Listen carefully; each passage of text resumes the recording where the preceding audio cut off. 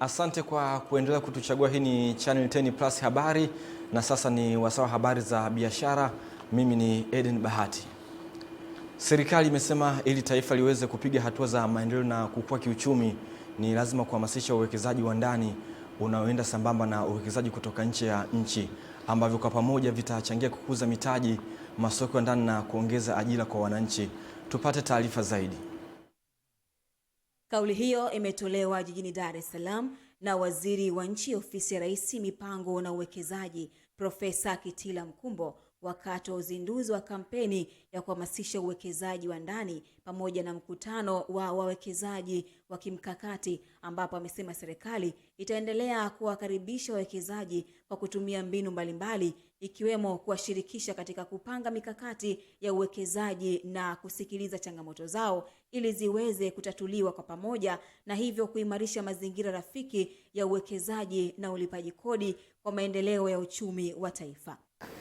Kuboresha mazingira ya biashara nchini ili kurahisisha Watanzania kufanya biashara, na lengo letu kubwa ni kuona kwamba sekta isiyo rasmi, yani informal sector, inabadilika kuwa sekta rasmi ili waweze kuchangia vizuri katika uchumi, ili waweze kutengeneza ajira zaidi. Mkurugenzi mkuu wa Mamlaka ya Uwekezaji na Maeneo Maalum ya Kiuchumi Tanzania, TISEZA, ambao ndio waendeshaji wa kampeni hiyo, Giled Terry, amesema TISEZA itazunguka nchi nzima kutoa elimu ya uwekezaji wa ndani, kuonesha fursa zilizopo katika mikoa mbalimbali, pamoja na kutambua na kuboresha mazingira ya uwekezaji kwa Watanzania.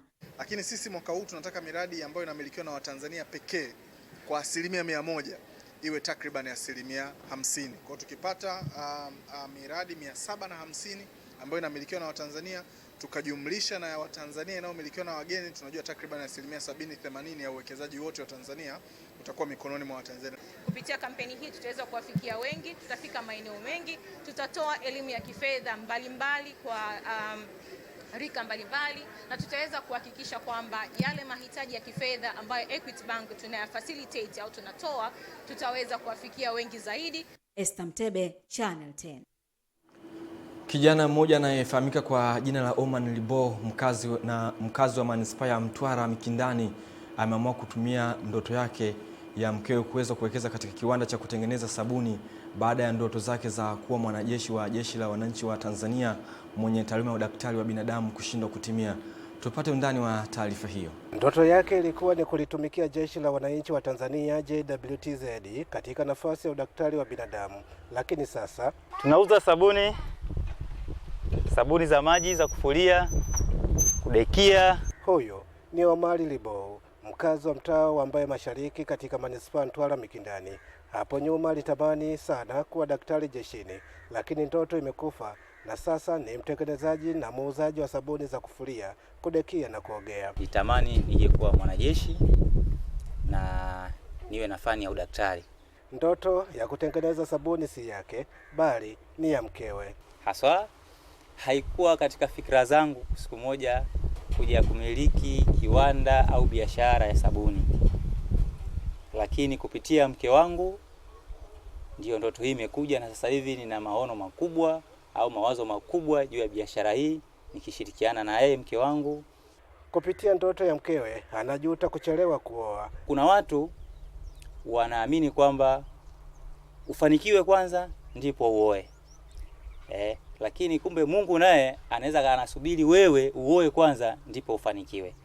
Kwa hiyo mimi kabla ya kuoa ndoto yangu ilikufa, kwa hiyo mafanikio yamekuja baada ya kuoa. Ndoto ya mkewe sasa inampa fursa kama baba wa familia kufikiria kuwekeza zaidi katika utengenezaji wa sabuni alizojipa jina la sabuni za rohoni. Sina mafanikio makubwa ya kusema kwamba tayari nishakuwa tajiri, lakini hii ndoto nilikuwa nayo, inshallah mambo yatakuwa mazuri. Wahenga wanasema nyuma mafanikio ya mwanaume yupo mwanamke imara. Mafanikio ni kutafuta wote, yale ambayo ya kutafuta wote ndo mazuri, kwa sababu hata wewe mwenyewe unajua tulitokea hapa mpaka tupo hapa, imetokea hivi na hivi.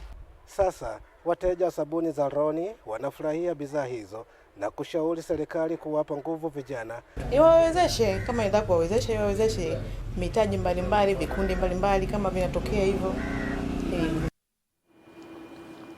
Magdalena Musa Mkuba, mkazi wa kijiji cha Nguliguli wilayani Maswa mkoani Simiyu, ameshinda gari aina ya Subaru XT kupitia kampeni ya Tunaenda Mbele Pamoja inayoendeshwa na mtandao wa Halotel kama shamla ya kuadhimisha miaka 10 ya kutoa huduma katika kampuni hiyo.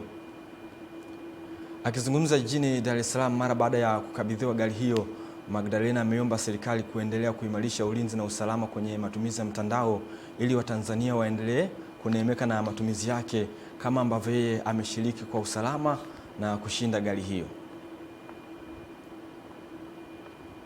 Pigiwa simu umeshinda gari, nilifurahi sana na sikuamini, ila leo hii nimeamini na nimefurahi sana kwa kushinda gari. Najua Halotel kweli inawezesha na yani ni furaha tu, yani nina furaha ambayo yani haina kifani, ni furaha. Draw hii kubwa ilikuwa imejikita katika kufanya miamala pamoja na kuweka vocha. Mteja wetu huyu alishiriki vigezo hivyo pamoja na kupata namba ya bahati kupitia Vuna Point. Vuna Point ni draw ambayo imekuwa kwa kiasi kikubwa na imekuwa ikiwasaidia wateja wetu wa Halotel kujipatia pointi mbalimbali, na pointi hizo wamekuwa wakizitumia kuweza kuvuna na kupata vifurushi, vocha, namba za bahati ambayo leo imempelekea Magdalena kushinda.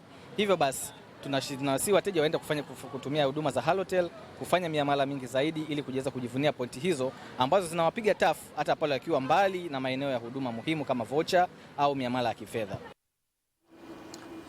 Naam, taarifa hiyo na tuweke utuo kwenye habari za biashara. Mimi ni Eden Bahati. Punde atakuja Esther Mtebe kutujuza habari za michezo.